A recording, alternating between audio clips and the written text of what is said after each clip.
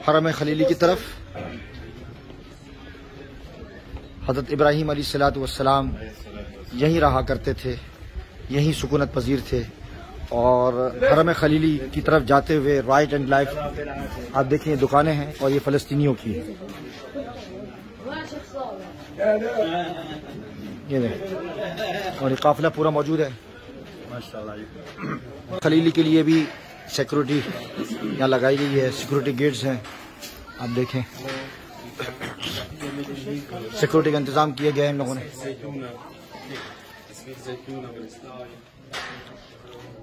Gate को cross कर रहे हैं। हरम खलीली और हज़रत इब्राहीम अलैहिस्सलाम और दीगर अंबिया अलैहिस्सलाम के कबूर है और इस पर यह मस्जिद बनाई गई है। बहुत सालों पुरानी मस्जिद है, बहुत कदीम मस्जिद है। वेस्ट बैंक एरिया में मौजूद है, जो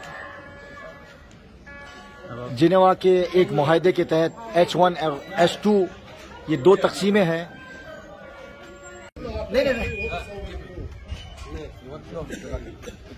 अच्छा जी, अब हम लोग हेब्रोन के अंदर मौजूद हैं और हज़रत इब्राहीम अलैहिस्सलाम का मस्कन यहीं रहा करते थे। और यहीं जैसे कि हम लोग वहाँ से आए हैं, हज़रत लूत अलैहिस्सलाम अंबिया अलैहिस्सलाम की मुलाकातें आपस में रही हैं। यहाँ इनका मज़ार है और इनके समेत तकरीबन 8 अंबिया अलैहिस्सलाम यहाँ मौजूद है। और ये मुबारक सरजमीन है। इसके बारे में रिवायतों में भी आता है कि जब नबी करीम सल्लल्लाहु अलैहि वसल्लम मेराज की शरीफ पर तशरीफ ले जा रहे थे तो यहाँ उन्होंने 2 रकात नमाज अदा की। ये रिवायत भी आती है कि यहाँ नबी करीम सल्लल्लाहु अलैहि वसल्लम ने 2 रकात नमाज अदा की। और तारीखी रिवायतों से पता चलता है और दीगर रिवायतों से पता चलता है कि मुसलमानों के नज़दीक भी यहूदियों के नज़दीक भी ये जो मकाम है बहुत अहम है। मुसलमानों के नज़दीक मक्का मदीना, इधर देखिए, मक्का मदीना 2 और यरूशलेम 3 और 4 ये वाला मकाम।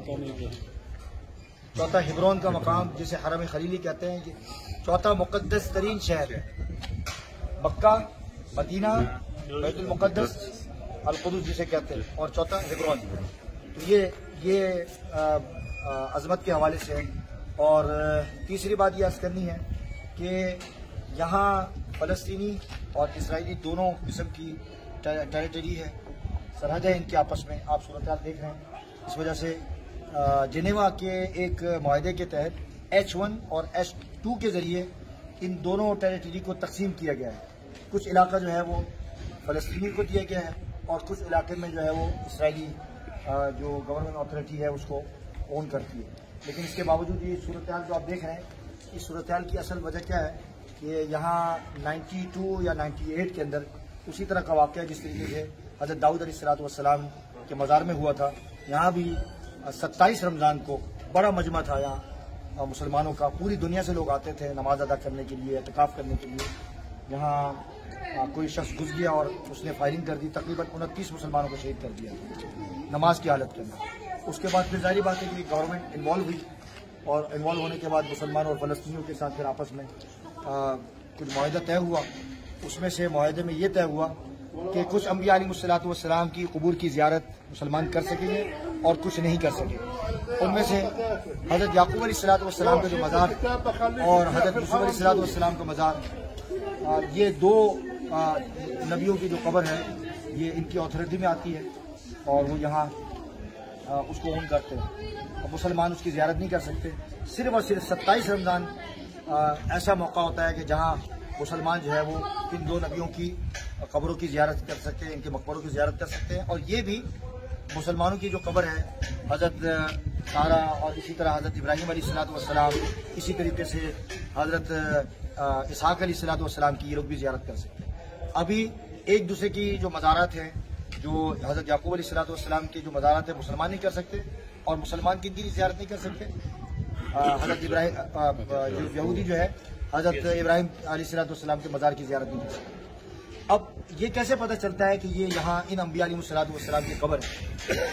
तारीखी रिवायत से ये बात पता चलती है, उसमें मैंने पढ़ा है किताबों में कि जब हज़रत सुलेमान अलैहिस्सलाम बैतुल मुक़द्दस की तामीर से जब फारिग हुए तो अल्लाह तबारक व तआला ने उनको वही भेजी, कहा कि आप अब जाएँ हज़रत इब्राहीम अलैहिस्सलाम के मज़ार को तलाश करें।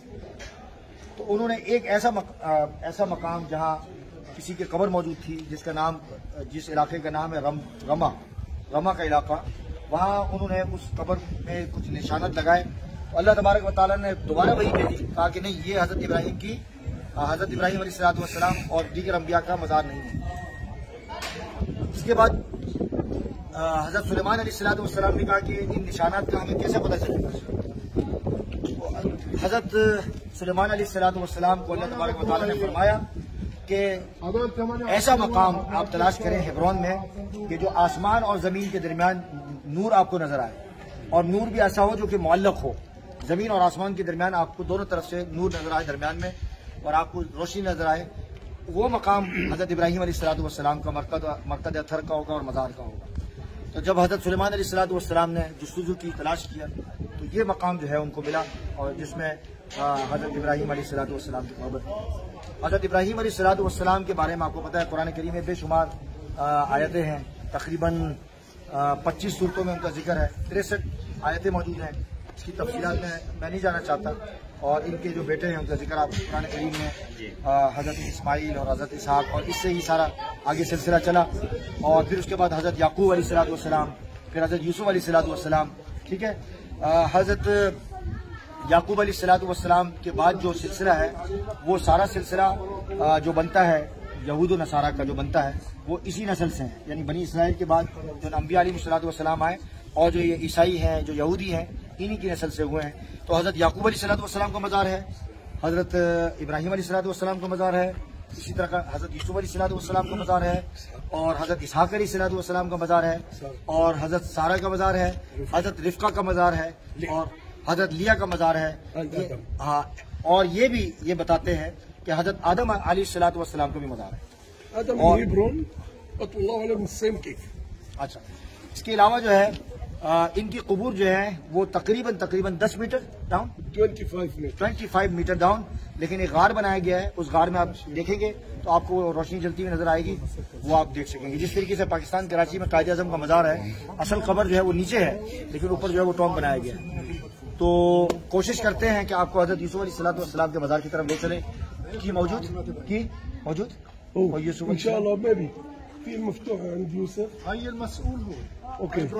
अच्छा, चले, मुबारक हो, वो मौजूद है। हज़रत यूसुफ अलैहिस्सलाम के बारे में आप तफसीलात कुरान की तफसीरों में देख लें, कुरान में पढ़ लें, ठीक है। जज़ाकल्लाह। मज़ार की तरफ जा रहे हैं, मज़ारात की ज़ियारत कराते हैं आप,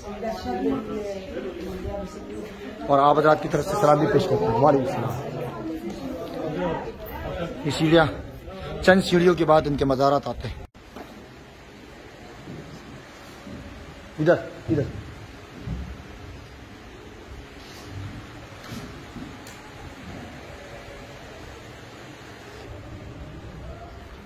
हज़रत सारा रज़ी अल्लाह ताला अन्हा का मज़ार, मकाम इब्राहिम पर खूबसूरत मस्जिद।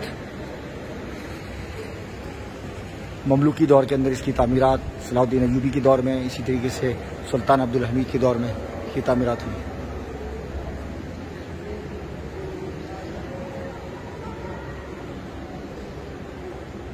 वो गार जिसका मैंने जिक्र किया है उसके अंदर मौजूद है, यहाँ से आप देख सकते हैं।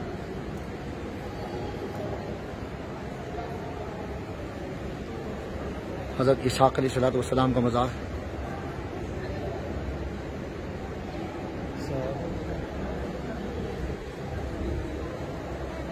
इनकी अहलिया का मज़ार, हज़रत इब्राहीम अलैहिस्सलाम का मज़ार। तमाम बहनों की तरफ से सलाम पेश करता हूँ।